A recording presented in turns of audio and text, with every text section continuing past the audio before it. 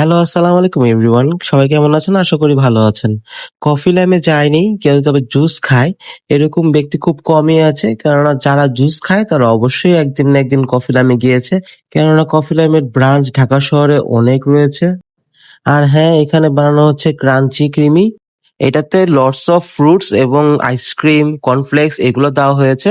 আর এটা দেখেই বোঝা যাচ্ছে এটা শরীরের জন্য খুবই ভালো হবে। এটা মূলত আমার ফ্রেন্ড অর্ডার করেছিল। আমি অবশ্য ফালুদা অর্ডার করেছিলাম। আমার কাছে এটা অনেক ইন্টারেস্টিং লাগার কারণে আমি এটা ভিডিও করি।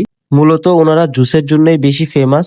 আর ওনাদের জুস আইটেম অনেক রয়েছে, তাই ওনাদের মেনুটা অনেকই বড়। সবসময় তো ওনাদের জুস ট্রাই করা হয়। আজকে ওনাদের ডেজার্টটা ট্রাই করে দেখলাম। দেখেই বোঝা যাচ্ছে এটা ফুললি লোডেড এবং অনেক কালারফুল। এটা খেতে অনেকই সুস্বাদু এবং শরীরের জন্য অনেকই ভালো হবে। আজকে আমার ফ্রেন্ড এর রিভিউ দিবে। যারা হেলথ নিয়ে বেশি চিন্তিত তারা এটা ট্রাই করে দেখতে পারেন। এটা তাদের জন্য খুবই উপকার হবে। কেমন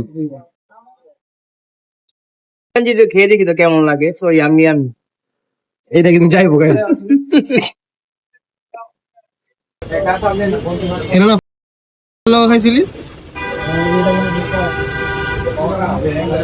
হ্যাঁ